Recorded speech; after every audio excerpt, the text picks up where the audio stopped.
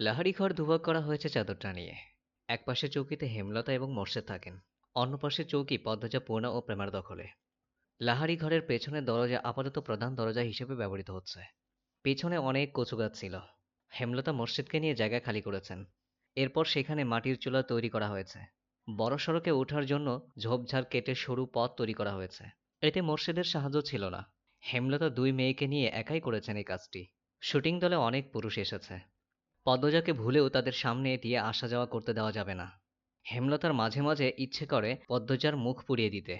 পরক্ষণে নিজের উপর ঘৃণা চলে আসে। কি করে নিজের মেয়ের প্রতি এমন নির্মম আচরণ করতে পারে সে? অথচ পদ্মজার হাতে সূচ ফুটলে হেমলতার মনে হয় নিজের শরীরে আঘাত লেগেছে। কি জন্য এত টান পদ্মজার প্রতি? ভেতরে ভেতরে হেমলতা এই প্রশ্নের উত্তর জানেন, শুধু প্রকাশ পায় না বাইরে। না জানার ভান ধরে থাকেন। আম্মা, আজ আমি রাধি? পদ্মজার প্রতিদিনের প্রশ্ন এটা। হেমলতা রাখতে দেন না জানা সত্ত্বেও পদ্মজা প্রতিদিন অনুরোধ করে। হেমলতা বিপদ আপদ ছাড়া পদ্মজাকে রান্নার ঘরে পাঠান না। সোনার শরীরে মাটির চুলার কালি লাগাতে দেওয়া হেমলতার শোভা পায় না। তিনি হাসেন। পদ্মজা মুগ্ধ হয়ে দেখে হেমলতার বয়স ৩৬। শ্যামলা চেহারা, দাঁতগুলো ধবধবে সাদা, চোখের মণি অন্যদের তুলনায় বড় আর গাঢ় কালো। চোখ দুটিকে গভীর পুকুর মনে হয়। ছিমছাম গড়ন হেমলতার। পূর্ণা যেন মায়েরই কিশোরী শরীর। তবে তারা তিন বোন মায়ের মতোই চিকন আর লম্বা। আজ তুই রাঁধবি? আচ্ছা। পদ্মজা ভাবেনি অনুমতি পাবে। তখন পদ্মজা আদুরে উল্লাসে প্রশ্ন করে, আম্মা, সত্যি আমি আজকে রাঁধবো? যা জলদি। আছরের আজান কখন পড়েছে? পদ্মজা রান্নার প্রস্তুতি নিতে থাকে। পূর্ণা আর প্রেমার হিজল গাছের নিচে পাটি বিছিয়ে লুডো খেলছে। প্রেমা বাটপাড়ি করে মাঝে মাঝে। এ নিয়ে কিছুক্ষণ পর পর তাদের মাঝে তর্ক হচ্ছে। সকালে বৃষ্টি হয়েছে। রান্না করতে গিয়ে পদ্মজা ভেজা মাটির সদা গন্ধ পেল। কি সুন্দর অনুভূতি! মোর্শেদ পদ্মজাকে রাঁধতে দেখে কপাল কুঁচকালেন। ঘরে ঢুকে হেমলতাকে মেজাজ দেখিয়ে প্রশ্ন ছুড়ে দিলেন, এই ছেলে রান্ধে কেন? হেমলতা নির্লিপ্তভাবে জবাব দেন, আমি বলেছি তাই রান্না করছে। কতদিন কইছি এই ছেলের হাতের রাঁধন আমারে না খাওয়াইতে? মোর্শেদের কঠিন স্বর পদ্মজার কানে আসে। মুহূর্তে খুশিটুকু ফোটা বেলুনের মতো চুপসে যায়। সে জানে এখন ঝগড়া শুরু হবে। তার আম্মা আব্বার অনুচিত কথাবার্তা মাটিতে পড়তে দেন না।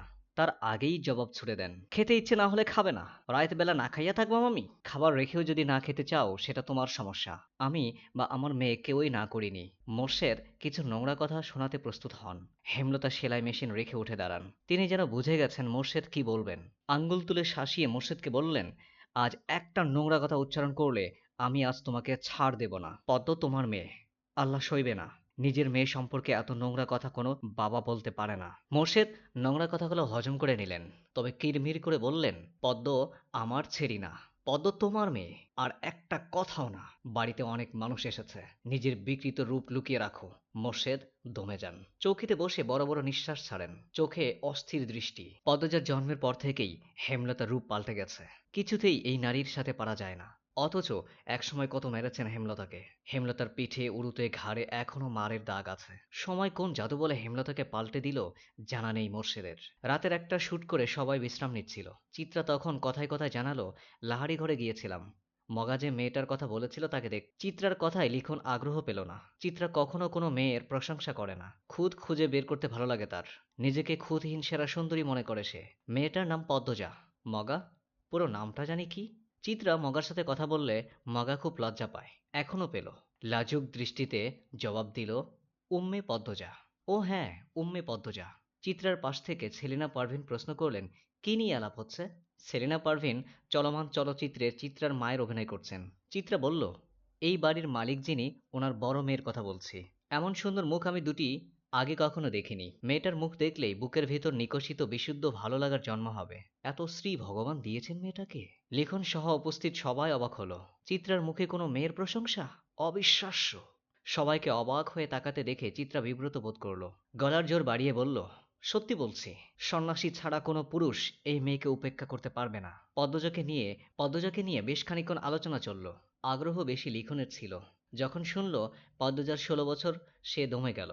ছোট মেয়ে, হয়তো এমন বয়সী মেয়ে বেশিরভাগ মেয়েরা স্বামীর ঘরে থাকে। তবুও লিখনের পদ্মজাকে খুব ছোট মনে হচ্ছে। তার একটা ছোট বোন আছে, বয়স ১৬ বছর, এখনো ২ বেনি করে স্কুলে যায়। কত ছোট দেখতে। লিখন আনমনে হেসে উঠল। হিজল গাছের নিচে দাঁড়িয়ে আছে পদ্মজা। রাতের জোনাকি পোকা চারিদিকে।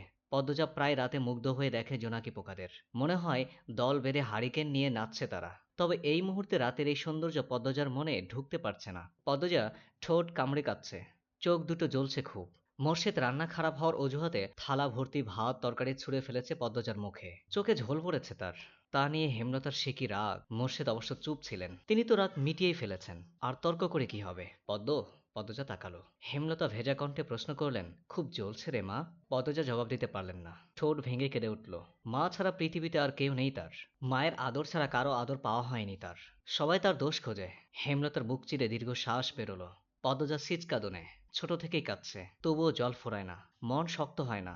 এমন হলে তো চলবে না। পদ্মজার কান্নার বেগ বাড়ল। হেমলতা সদ্য কাটা বড় গাছের বাকি অংশে বসলেন। চুপ করে পদ্মজার ফুফানো শুনছেন। পদ্মজা শান্ত হয়ে মায়ের পাশে বসলো, তার মাথা নত। হেমলতা উদাস গলায় বললেন, এভাবে চলবে না পদ্ম। পদ্মজা তাকালো। হেমলতা বললেন, শোন পদ্ম, কেউ আঘাত করলে কাঁদতে নেই, কারণ মানুষ আঘাত করে কাঁদানোর জন্যই। আর যখন উদ্দেশ্য সফল হয় তখন তারা শান্তি পায়। যে আঘাত করলো তাকে কেন শান্তি দিবি? শক্ত থাকবি, বুঝিয়ে দিবি তুই এত দুর্বল না। যারে তারে পাত্তা দিস না পদ্ম। হাজার কষ্টেও কাঁদবি না। কান্না সাময়িক সময়ের জন্য মন হালকা করে, পুরোপুরি নয়। যে তোকে আঘাত করবে তাকে তুই তোর চালচলন দিয়ে বুঝিয়ে দিবি, ছিন্ন ভিন্ন করে দিবি। তখন তার মুখটা দেখে তোর যে শান্তিটা হবে সেটা কান্না করার পর হবে না। এই শান্তি স্থায়ী। হেমলতার কথা পদ্মজার উপর প্রভাব ফেলল না। সে করুণ স্বরে বলল, কিন্তু আব্বার ব্যবহার আমার সহ্য হয় না আম্মা। আমার সাথে কেন এমন করে আব্বা?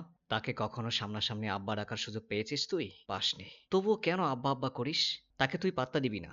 তুমি খুব কঠিন আম্মা, তোকেও হতে হবে। আব্বা কেন এমন করে আম্মা? আমি কি আব্বার মেয়ে না? আব্বা কেন বারবার বলেন আমি তার মেয়ে না? হেমলতা চোখ সরিয়ে নেন। পদ্মজা জানে এই জবাব সে পাবে না। দাঁতে দাঁত চেপে কান্না আটকানোর চেষ্টা করে সে। হেমলতা এক হাত পদ্মজার মাথায় রাখেন। কাঁদিস না আর। মায়ের রং না হয় পাসনি, মায়ের মতো শক্ত হওয়ার চেষ্টা তো করতেই পারিস। পদ্মজার নির্লজ্জ হয়ে আবার প্রশ্ন করলো, আম্মা আমি কি আব্বার মেয়ে না? বলো না আম্মা। পদ্মজার চোখ বেয়ে জল পড়ছে। খুব মায়া লাগছে হেমলতার।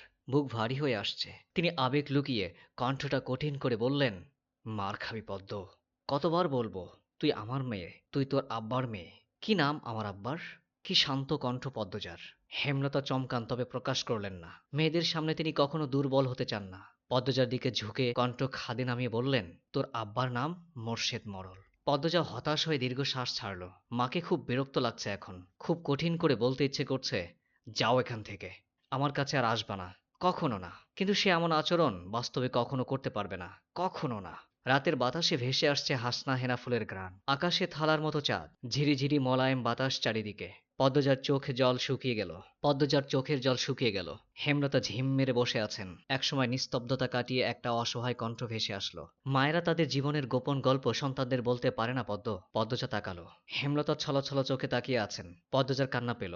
মানুষটাকে এত নরম রূপে মানায় না। পদ্মজা আশ্বস্ত করে বলল, আমি আর কখনো জানতে চাইব না আম্মা। শুটিং দলের একজনও বাড়িতে নেই, সবাই স্কুল মাঠে গিয়েছে।